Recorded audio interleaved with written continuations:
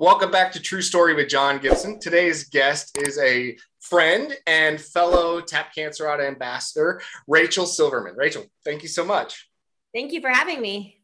Completely my pleasure. So just to provide some kind of like high level context for everybody who may be listening or watching, and then I want to just give you the floor to like learn all about you.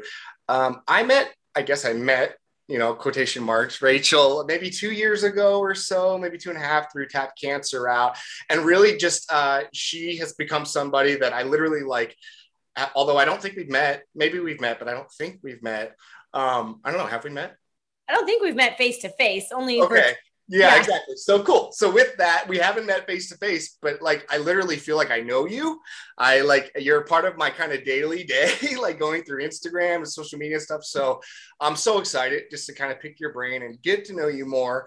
But I think like you're just a great person and you're out doing like really cool things. And I'm so excited to kind of just share a little bit more about your story with kind of everybody. So I hope that was kind of a high level intro, but with that, I'd like to kind of back up too and kind of learn a little bit. So I know you're so athletic, you know, you're obviously an athlete, but moreover, you are like a fitness expert in my mind. I think that's fair to say. You know, you're credentialed and practice and teach so many different things, yoga, Pilates, all these things, and then translates to sport too, group fitness class, so much. So with that, I'd like to kind of learn a little bit about maybe the genesis of athletics in your life, just as a kid. When did you start competing? What sports? And then maybe we'll learn a little bit more about how you've become so diversified as an adult, but maybe just as a kid, starting there, you know, what was the bug? Yeah, I think first I started when I was about 4 years old. I did tap and ballet, and my first recital was My Little Teapot. I don't know how well I did. I remember a few moves. My mom says I practiced all over the house to get it right. But then I got interested in softball, I think partly because my mom had done softball in high school. And so we did softball for a few years, but as most of you might be able to tell, or if you know me, I'm very pale and I'm very sensitive to the sun. So then I had to switch to an indoor sport. So I went back to ballet after doing a few years of softball. I believe I was in 5th grade. We went back to ballet. We did that for a few years. My sister's 4 years younger than me. And then in middle school, it became a little too much because I cared about school and I cared about getting good grades. And so I stopped doing ballet for a little bit. But then in high school, we had the option, you know, of taking some different classes for PE credit. So my senior year, I was able to get into like jazz dance, was what was offered at the school. So I really enjoyed that. And then also my senior year of high school, we had to do a project, pick something that you've never done before. It didn't have to be athletic, but I chose that I wanted to do something athletic. And so I learned how to do figure skating. My dad used to play hockey. So my dad did like hockey recreationally, and we used to go even as little kids and watch him play games. And so I was always kind of interested in that. So I took lessons in figure skating and then decided I loved it and found a coach who was amazing. So then I started doing privates and then I started competing, and I basically did that from age 17 to 24. I loved it. The problem with figure skating, very expensive. So after college, when you're working full time and then you're trying to afford, you know, living as well as skating, it just became too much. That was the main reason I stopped, not because of injury or not because I didn't love it. It was a great sport and it was a lot of fun. As far as fitness though goes, my mom likes to tell everybody that when I was probably about the same time, 4 or 5 years old, she took me to Mousercise, which is nice. Like, I remember that. Mousercise. So when my mom was in her aerobics class, I did Mousercise. And so that's what my mom says why I'm so into fitness now. But I did see both of my parents my whole life have been very active, whether or not my dad, he's done some sports, my mom, not so much as an adult, but both of them were very active, like 5 a.m. at the gym every single day. So grow up seeing that. And even when I was in middle school, when I decided that I was going to stop doing dance so that I could have time for school, my parents took me to the gym with them every day. And I used to do step aerobics with my mom. I used to do cycle classes. They got me a trainer so I could learn how to do the weights safely. And then once I was old enough to drive, I could go on my own. But even in middle school, I would just, after school, go to the gym with my parents. It became part of the routine. So they definitely were a big influence in my life as far as fitness and being active. And my dad's always been a really big supporter of any of the sports, figure skating or now jujitsu, wrestling, because he could relate as to doing sports as an adult, right? Which is a little different. Some people assume like, oh, after high school, that's it, or after college, that's it. But it's not. There's so many options now with sports like jujitsu and other things that doesn't matter how old you are or how in shape you are. There's lots of options. In college, I was still doing the figure skating. And then I did dance more in college as well. We had classes. And then I also did cheerleading, but I only did that for about 2 years. Cheerleading was like the most dangerous. And my schedule became obviously very full because I was working and going to school. So I had to cut one thing out. So the cheerleading was the one thing I cut out because that was the one where I seemed to just fall a lot. Yeah. Well, so I mean, it's a dangerous sport. It's part of it. Yeah. It's just part of it. Yeah. What goes up must come down. And yeah, I understand. Wow. There's so much there. So, thank you for that. Yeah, that's great. So, and it's interesting because as you say it, I'm like, this totally makes sense to me from like a narrative perspective, because during the Olympic Games recently, I believe you had posted something, figure skating. And I was like, wow, she was really high level here. And it was something that I was just, totally unfamiliar with your background. So now that completely makes sense.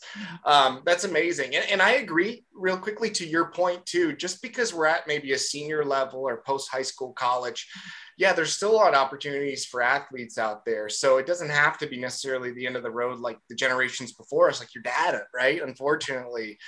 So it's really cool though, that your family fostered a culture around fitness, and it was something you could share together. I mean, I love that. That's amazing.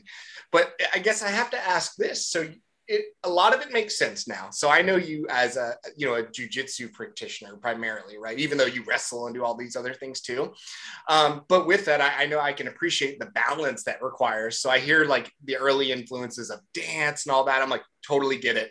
Totally makes sense. I get it. But where did you decide to go? Like, when did it happen for you? And I try to ask a lot of women this because I'm so sincerely curious. Like, it's one thing to learn how to wrestle or maybe learn jujitsu and become a hobbyist, but then to compete is entirely different sort of, I guess, different challenge. I don't know if that's the right word or not. When did that happen for you? Was it like your other sports, like skating, where you wanted to compete right out of the gate and you had that fire? Well, I think what happened was when I stopped skating, even though I was still teaching yoga and fitness, I kind of missed that competitive aspect. And so when I was 30, so I was a personal trainer and I had these two clients, husband and wife, and they trained at a gym that had all kinds of martial arts, right? Had Muay Thai, had Savat, had JKD, Kali, Jiu-Jitsu, kickboxing, everything. So they had a lot of different classes there. So it was kind of a good place to go if you're not sure what you want to do, but you want to try them all out. But I was just always looking for what's a fun new way to work out. And so they told me, well, just come to the kickboxing class where you hit the bag, right? So I came in, I tried that, and I did that for about 6 months. But then every time I was waiting for the kickboxing classes, I'd be watching the other martial arts classes because there was multiple rooms. And I was like, I kind of want to try this. Like, I got curious. So there they had like a beginner's class, a beginner's MMA class, and a beginner's Muay Thai class. So I did both. Wow. And I found from MMA class that I liked jujitsu, which was funny because my two clients who had referred me to that gym, jujitsu was the one they didn't like. They did all the stand-up. They really liked the Filipino martial arts with the sticks, the JKD, the Kali, all of that, Muay Thai, and they were very high level. One of them, he was a black belt, I believe, in JKD already. So they loved that side of it. So they thought it was funny that I was like, hey, I really like this jujitsu thing on the ground. So like, this is interesting. I was like, I like taking people down and doing that. So I started taking, once I got past the beginner class, I still stuck with the Muay Thai. I did all of it when I was there at first. I did Muay Thai, MMA, and jiu-jitsu class. And at first, when I went to like my first regular jiu-jitsu class, it was a no-gi class. And I remember it was like all really big guys, and I was the only girl, and I hated it. I was like, oh my God, all these sweaty, gross guys. And like, I had no idea what I was doing. I knew like one move, and the coach was like, rear naked choke from MMA class. And I was like, yeah. He's like, okay, go for that. And I was like, what? I was like, that's very vague. Like, what? How am I supposed to get to someone's back? And just go for it. I had no idea what I was doing. I was just like being thrown around in the air. And so I remember for the first couple months, I had to I really enjoyed the techniques, but the sparring would stress me out, the rolling at the end, because I was like, I don't know what to do. And I'd have to give myself a pep talk in the locker room, be like, it's okay. It's only the last few minutes of the class, because that particular class was only an hour. It was like a lunchtime class. So it wasn't like a ton of rolling. And then I met another coach there who taught the nighttime classes, and they had gi classes and no gi and lots of girls, and guys, at all different sizes. And he was like, come try it. And as soon as I tried that, and the first time I put the gi on, I loved it. It was huge difference. So I love both. People always ask if I like gi or no gi. I'm like, I like them both. I technically started with no gi first, but I like them both.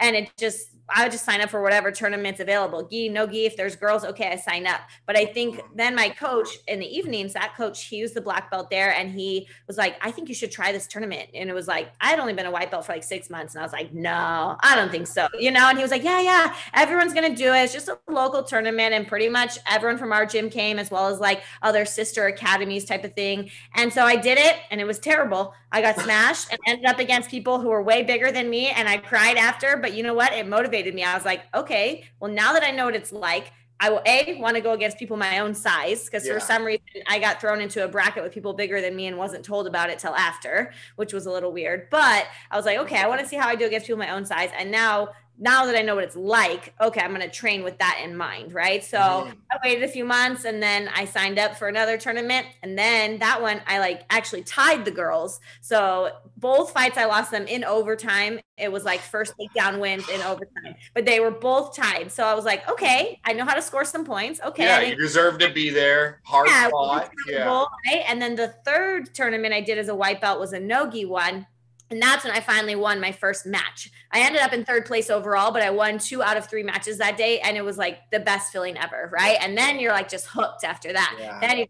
Then you get promoted to blue, and it starts all over the process. Right. Just getting smashed again and you're losing, you know, and I tell people it took a total of 10 tournaments between white and blue for me to actually get a gold medal to stand on top of the podium. But I never gave up. Like at blue, I was competing every single month. I was signing up for a new tournament, because I just knew like the only way to get better at competing is to compete more, because it feels different, right? It feels different than in class. In class, you're training with your friends, you're having fun, you're still working hard, and you can train hard, but it's still a different intensity in the tournament.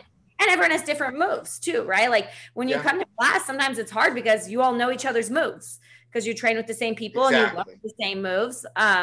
So then I did that for a while, and then that gym closed down, and I found this new gym, and it actually worked out even better, because this new gym, the coach was still competing, very active competitor. It was a much bigger gym. It was solely jiu-jitsu. They have some Muay Thai classes, but it's really a jiu-jitsu gym, and they had like multiple classes a day, right? I could take jiu-jitsu as much as I wanted. Whereas the other gym, it was, like I told you, all different martial arts. So the mats were being shared with different classes. So once I figured out jiu-jitsu was really all I wanted to do anyway. So now I just did jiu-jitsu at the new gym, and I eventually got my purple belt from that coach. Then COVID happened, you know, so we all had to stop competing for a little while. But I've been lucky enough to be able to travel over the past year and still compete. Right. You've still been as active as possible. And I want to maybe give you an opportunity to kind of brag on yourself. I feel like you had a really good year last year, but off the top of my head, I can't. But did you win PanAms? I hope I'm not. No, at blue belt, before COVID, I got silver at Nogi Worlds. That's what I'm thinking. 2019. And then I was going to do blue at PanAms. That was that was the year it got canceled, right? Right. Yeah. Then when I came back and started competing again, I did American Nationals, and I got bronze in the gi, and then no gi. I think I got bronze or silver, and then I did the open weight. I got silver in the open weight in the gi, and then I think bronze. I think so I walked with 2 bronzes and 2 silvers. But I remember the open weight was exciting because that was when I really won, like, against someone bigger than me. And open it was weight purple belts, no joke. Yeah, I was like, wow, it was so exciting, you know? So I was really excited about that. Then I did Master Worlds in December of 2020, and I got 3rd place. And then this year, 2021, I went to Nogi Pans, and I got 3rd place there. Okay. And then I went to American Nationals again. And I did, I won 3rd in the gi, and then, 3rd in open weight, but I came out and I won against someone like 3 or 4 weight classes bigger than me for the first one in the open weight. So again, it always feels so cool when you win in the open weight. Because you're using your technique, right? Right, because that's jiu-jitsu founded on. It was for the smaller person. So it's like when you win those and through technique, it's just beautiful expression of the art. Like, I know it sounds so cheesy, but it's like, that's what this is about. It works. Like they said it was going to work. You know? Right. So I what an amazing year and a half you've had. But yeah, then I went to like Jiu-Jitsu World League. I've got some golds from that. That's more of like a local tournament here in California, although they've expanded too over the past year. I think they've grown. And then coming up, we have Master Worlds again. So fun, I know. Yeah, actually I'm doing Tap Cancer out in October, the one in Chicago. Oh, I will see you there. I'm volunteering and I will absolutely see you there and cheering you on. 1,000,000%. And I'll include your link too. So for those who want to fundraise, please take advantage. And also we can use your affiliate code. So if people would like to buy any marketing, merchandise, shirts, hats, anything, she can give you a discount as well. So we can use that. Yeah, I've done the San Diego one twice. This year they weren't able to offer it in San Diego in California, but I hear it's coming back next year. So but Chicago's going to be fun because I have a friend who lives there as well. So I'm just making it a sightseeing trip. Same thing, volunteering and competing for Tap Cancer Out. So I'm happy to travel for them. Yeah. Absolutely. Yeah. Well, perfect. And you led me literally to my next question. So regarding Tap Cancer Out, so when did you first kind of become aware of them? If you don't mind sharing, hopefully it's not too personal, maybe your why you started working and competing and volunteering with them. And then, anything you'd like to share about the experience. I'd love to hear about it.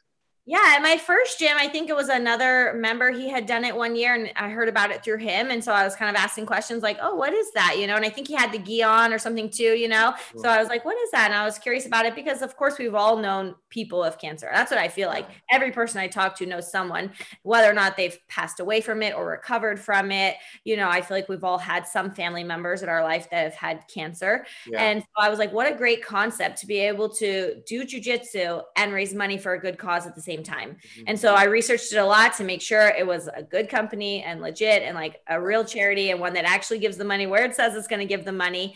And then I signed up for my first one in San Diego. And I think that first time, I was like number 2 or 3 as far as like top fundraisers. Everyone I was so excited to hear about it, and so happy to support. And it was really great. So then the following year I was at the new gym. And what was really cool about that one was 5 or 6 other people from my gym also joined me at Tap Cancer Out. I had talked it up so much. And we were one of the top fundraising teams that raised over like $5,000, got a little banner for our gym. And it was great to have friends to go and compete with as well. Yeah. And then during COVID, they asked me to teach a yoga class, like live for them on Instagram. So I did that. And then right after that was when they came out with the ambassadors. So I think you and I were both part of like that first group. Like now we had lots of ambassadors that we've added, which is awesome. I'm glad it's growing, but it's pretty cool to be part of that first group because I just like everything that they stand for. I think it's such an important cause and they help out a lot of different charities, right? Not just one cancer charity. If you look up all the different beneficiaries, some are more geared towards kids, some are geared towards adults, some are geared towards research, some are geared towards like camps and other fun things. So I like that there's a variety of types of cancer charities that they support. Yeah, I agree on all fronts. And you're like an awesome ambassador for Tap Cancer Out. I'm so glad to like be a peer of yours. And I hope that doesn't sound like I'm like kissing up too much, but I really mean that. Like I've made some like real friends through this kind of community of ours and so much about what you've done. It's so funny because again, I feel like I know you in so many ways, but I'm also learning so much. But one of the characteristics I think I really appreciate about you, Rachel, is that like you're very like you're high energy, but like I feel like you're focused. And I mean that in a good way. There's some people that are just crazy and kind of manic, but like one thing I really did learn became to appreciate about you. And you brought it up was like, you did the yoga benefit kind of with Tap Cancer Out. But I remember during early COVID, you were getting up and doing stuff by yourself, pointing a phone at yourself and helping people just motivate themselves and work out. And I would do like some of your stretching routines when I could hang. But like, I've always appreciated that. And then you would do your group fitness or your spinning stuff. And again, Pilates. And I just feel like you're so diversified. You're like obviously a giver and you're really good at sharing your passion with other people. Like I think you're a good teacher or coach or whatever the right word is. Can you share kind of like a little bit about that, like your Pilates, your yoga, some of the group fitness, spinning, some of those things that when and where can people find you if they're interested, for one, I guess, but then two, like, how did you find like such an expertise in all these different things? Well, it's funny because when I went to undergrad, I went to Brandeis University and I was an art major. So I wanted to do graphic design and I was doing graphic design. Like in high school, I was into yearbook. I was the editor-in-chief of the yearbook. I loved that. I loved more the design side of it though. So when I went to college, I got a job at the Office of Communications as a design intern. And they said, well, we don't have a design like degree, but you should still major in art because it will teach you the same kind of concepts. You're just translating it on a computer, right? And the real life work experience will be enough. So I was doing that. So I majored in studio art history with a minor in journalism. And then after I was a design intern and then I graduated, I went to an advertising company, worked there for a few months. Then I went back to Brandeis and worked in a different department as a graphic designer. But my senior year, so I actually got into yoga in college. And it's funny, my friend Stephanie and I, she is still one of my friends and like the only person I've even kept in touch with since college, but we were roommates. And one summer there was a bunch of people there all taking like summer classes. And I think some of the guys like down the hall actually found it. There was like a yoga studio down the street and she went and she was telling me that she's like, you're going to love it, Rachel. And I'm like, no, I'm already flexible. I'm like, I do figure skating and ballet and dance. I'm already flexible. What would I get out of yoga? Cause I thought, oh, it's just stretching. She's like, but she would come back and be drenched in sweat. And I was like, oh, doing, So finally one day she convinced me to try it. And I was so sore the next day, like in places that I didn't even realize my body had muscles, So then I was hooked.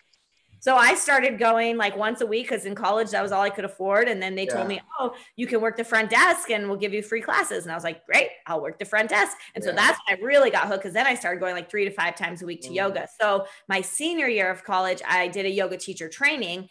And then I started working at that studio right after I graduated. Okay. That's how I got into it. So I was teaching yoga part-time while I was doing graphic design after I graduated. And I decided I was good at graphic design, but I didn't like sitting at a desk. I didn't like sitting at a desk all day, sitting in front of a computer. I would finish my projects really fast and then be like, not you. Yeah, it's not me. I would always be like, oh, I need to go to the mailroom. Oh, I need to go. I would find reasons to get up and walk around the campus, Yeah. So eventually I did that for about a year after I graduated and then I quit. And I just was like, you know what, well, how else can I love yoga. There wasn't enough teaching opportunities to make that full-time yet, but what else can I do? So that's when I got my personal training certification and I worked at a gym out there, Boston Sports Clubs. And I was teaching yoga and doing personal training as well as still working at that first studio. And then over time I found more yoga classes and kind of made that my full-time thing, yoga and fitness. And then I came out here, which is where I grew up, but I came back when I was 25 and I decided I wanted to open a yoga studio. So I did that for about 2 years, but running a business is very different than teaching, right? And it's a lot of work. And at the time, there was a lot of corporate yoga studios kind of popping up and it's hard to compete with those kind of businesses. They have millions of dollars. So after about 2 years, I closed it and I just went back to working for other people and teaching yoga at lots of different studios. And then at Fullerton College, they have a Pilates training. So I took a few classes there, learned how to teach like mat Pilates. But then I started working at this place. It was called Pilates Plus Yorba Linda. And now actually it closed during COVID. One of the students bought the equipment and then reopened it under a new name called Core Precision. And it's Megaformer. So it's Reformer is traditional Pilates. Megaformer is basically just like a more advanced version of the machine. And it's called Lagree Fitness, just named after the guy who invented the machine. And so I just started working for her a few months ago. She just opened up again because she was one of my students at the other studio. Wow. So it's pretty awesome that she was able to purchase it from the previous owner and then reopen her own business. Save it. Yeah. So I teach that. I teach yoga. I teach now at Fullerton College, which is a community college. Cool. So I'm technically an adjunct professor, but the classes I teach are yoga teacher training classes. So we have a teacher training program. And if you do our 5 classes, I sign a certificate at the end, as long as you get passing grades, and then you can teach yoga anywhere you want because our program is approved by Yoga Alliance, which is like the head umbrella yoga organization. So I teach there, I teach at the Pilates, and then Inspire Fitness is where people can basically, like they did during COVID, they can do my classes from anywhere because I tell people, easiest example is Peloton, right? It's the same kind of thing. Right. We have cycle classes, we have yoga classes, we have weights classes. The classes are available on the Inspire app, live or on demand. And I believe it's like less than $10 a month if you want to pay for the app. But we also sell equipment. So if you buy our bike, you get the app for free. Yeah, you can buy our stuff at Costco. So if you go to Costco, they sell the Inspire bike there. They sell the weights. I believe we have some stuff coming out, some different stuff with Dick's Sporting Goods as well. Wow. It started as a fitness equipment company. And then later we're like, hey, people need trainers to work out with on this equipment. So then that's how they developed the videos. Wow, that's crazy. That's so cool. And it's wild because I've seen what you've shared, you know, on social media and stuff, and like you're fun, like you get into it, like you'll have cool music, and it's really cool production. Like you can see the value and time has really been put into that. And I had no idea. My wife is gonna love that. Like she's gonna love that. That's really cool. Inspire. Inspire. I think everyone got used to working out at home, you know, over the past year and a half, and all the companies that weren't doing online stuff are now doing online stuff. And like the stuff that you mentioned that I was doing just on Instagram and YouTube, that was just for free. And like you said, I just did it because I was like, man, I'm stuck at home. Everyone else is stuck at home. Like, we might as well do something productive with that time, you know? And it was funny. People reached out to me like, how can I pay you? And I was like, no, I'm just doing it for free. And then some people just randomly sent me money on Venmo. And I was like, wow, that's so sweet. Thank you so much. Like, I appreciate it, you know, but I was just happy, like you said, to be able to get people up and moving, especially during what was probably a difficult time for most people, for all of us, you know, it was definitely an adjustment. But even now, I think people like the comfort of working out at home, saves you time. You don't have to drive. I mean, granted, sometimes there's a little more distractions at home. You might have to like make sure the kids are away, or make sure you don't get distracted by your chores. Yeah. Like, there's lots of online options now. Yeah. I think it's awesome. So, switching gears just a little bit. So outside of just fitness and athletics, like just on a more of like a general kind of perspective, like what else kind of just rounds you out? Like, do you have any other kind of hobbies or interests? Are you a reader, movie goer, if that's a thing anymore? I don't know. I don't know, but like what else just sort of, how else do you sort of fill your bucket? Well, I definitely love to read. I have so many books that now there's like boxes of books in my garage. So I've gotten to the point where, yes, I have to buy them on the Kindle just because there's no more space for books. I like fantasy, sci-fi, like fun stuff. I definitely like going to the movies. My mom is like my movie going buddy. Oh, cool. So I think Black Widow was our first one back in theaters that we had seen since pre-COVID, you know, so that was fun. And I like seeing them on the big screen. Like, I know you can them now and buy them and watch them at home, but we enjoy seeing on the big screen with the music and the sounds and stuff. And then I'm also a PhD student, so I haven't had a lot of time for fun reading because I literally just started at the beginning of August my PhD program in sports management. And it's online, which is great because it gives me some flexibility, but it is a lot of work. Yeah. How long is the track? 2 years, 3 years? Well, my master's I did was 1 year. And some people do it in 2, but I did it in 1. And then the PhD, they say the first 2 years is pretty much classes if you're doing it full time. And then after that, it's however long it takes you to finish your dissertation. So like, I don't know, could be a total of maybe 4 to 6 years. Wow. Amazing. So you're training for Masters Worlds, tap cancer out, and starting a PhD. Yeah, and trying to work too at the same time. And working, of course. Let us not forget. Yeah, that's amazing. Wow. So when do you sleep? Do you sleep? I sleep a little. Kind of squeeze in naps here and there, but before the PhD, I definitely had much more time for naps. Now I'm like, oh man, not as much time for those middle of the afternoon naps. Let me ask this. Have you always been somebody like, I mean, I guess your family kind of fostered an environment that definitely helped physical fitness and all that. And, but did they also encourage achievements like academically? Because, I mean, you've obviously done that. You like check out yoga, and now you're teaching the teachers and giving certifications. You're doing, with all these different things. So I just feel like it makes sense to me why you would go and pursue a PhD, but where did that come from? Is that or is that you? You just want to? That's all me. My parents, they laugh because neither of them even has a college degree. I think they're both very successful in what they do. Like my mom has her own company, commercial, industrial real estate, but she also like worked for her dad. It's like a family company. She's been there forever. And then my dad used to do construction, and he used to work for his dad. And then when his dad got older and was no longer able to do it, my dad went and worked for another construction company at a management level. But yeah, both of them, maybe a couple college classes, like a couple community college classes, but neither of them has college degree. And neither does my sister, but they never put that kind of pressure on me. They told me that They don't know where it came from. That somehow I decided I needed to get A's, and that I decided I needed to go to college. Like they never told me I had to do any of those things. They said they were probably more like average students, like they got by, but none of them was like straight A students. And my dad used to, every time those paper report cards would come when I was younger, he'd be like, oh man, because he knew it was important to me. He'd be like, you got an F. And I'm like, what? And I would always panic, like, what do you mean I got an F? I didn't get an F. And he would point F for female. There's an F. That was his like long running joke all the time. Right. I'm like, okay, Dad, there's an F on there for female, not for my grades, Hilarious. Yeah. So I was the one who decided I wanted to go to a big private university, on the East Coast. My parents were supportive of my decision to go far away. I just wanted to experience something different. I think it definitely makes you more independent. For the master's, I waited a long time. After the undergrad, I was done with school. I was definitely burnt out. I had done AP classes in high school. I had worked really hard in undergrad, graduated with honors and all that. So I needed a break. But when I started working at Fullerton Community College, I'm an adjunct, which means I'm part-time. And one day, if I would like to become full-time, or if there is an opening when someone retires, I needed to have a master's. And so they told me to get it now so that I'm prepared for when that opportunity comes. And they told me at the time, because I was like, well, there's no master's in yoga, even though I teach yoga there. I am the highest level there is for yoga teachers. I'm 500-hour E-RYT. And they were like, you could get a master's in anything. It doesn't matter.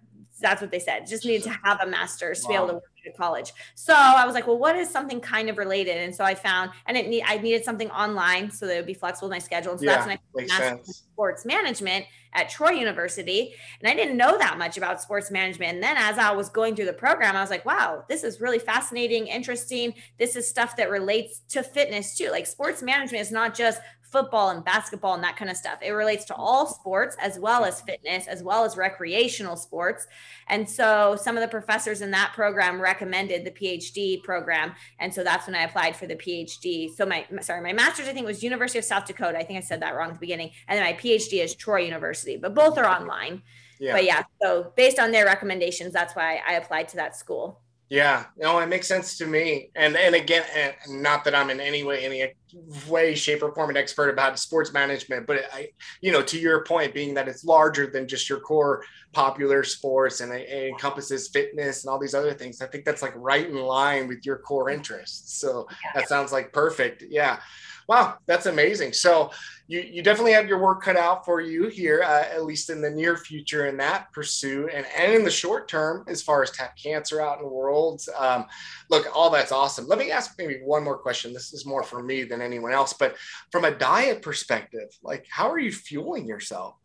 Because this is a lot of output for your body physically. I know personally training for a submission showcase or BJJ alone, but you also have to teach classes. So you have to give to others in that respect of your body, and then have the mental acuity to academically do what you need to do there. So like, I'm just curious really, how are you fueling yourself, or do you have words of advice you give? Yeah, I mean, generally, a lot of water is very important, right? Because I'm very active, sweating a lot of water. I am a coffee drinker, but I try to limit myself 2 cups, and I try to keep it more earlier in the day so that it doesn't affect my sleep. For breakfast, I always tell people either like eggs, like a good protein, or oatmeal, and I'll add stuff to the oatmeal, like a little bit of nut butter, different things like that. It depends on if I'm on the go or if I'm at home. Because now that I'm back to teaching more in person, I definitely have to prepare a little bit more. That's what I've discovered over the past few weeks, because I have to bring food with me because I don't always have time to cook. During COVID, it was nice. I had plenty of time to cook scrambled eggs every day or make an omelet or, walk to the kitchen. Yeah, exactly. Yeah. So for lunch, I try to stick to like protein and veggies. So either my go-tos are like a big salad or a stir fry. And I don't cut out carbs. Like I still have some carbs, like some brown rice or a rice cake or like a little tortilla with it or a side of bread. Like I don't believe you should cut out any particular food group because your body needs those nutrients. And before training in the evenings is generally when I do most of my jiu-jitsu and wrestling training. I usually have a snack, but I try to time it so at least I have an hour or two to digest, because you don't want something heavy, but I need to have like a granola bar or a protein bar or something in my system before. Otherwise, by the time you get home, it's so late, right? Right. So I'm definitely more of like bigger breakfast and lunch, and then I eat less at night just because of training. On the weekends, when I do have more time for like more of a dinner, I still try to eat it a little bit earlier, like 5 o'clock, but I also go to bed early. So I don't like to have a lot of heavy food sitting in your stomach when you sleep, you know? Yeah, I always tell people like the main focuses are protein, because that's important for your muscles, veggies, fruit, you know, when you are going to have your carbs, like the whole grains, the healthy carbs, but you do have to think about what you put in your body, because you feel it too. Like on the weekend, say I go out to eat and, you know, you splurge, you have a pizza and it tastes amazing. But then when you're training the next morning, your energy level is different and you feel more sluggish, or maybe your stomach doesn't feel as good, you know, and it definitely affects your performance. Yeah, absolutely. Awesome. And it's like the same advice I hear all the time. Eat clean, and I just need to follow it.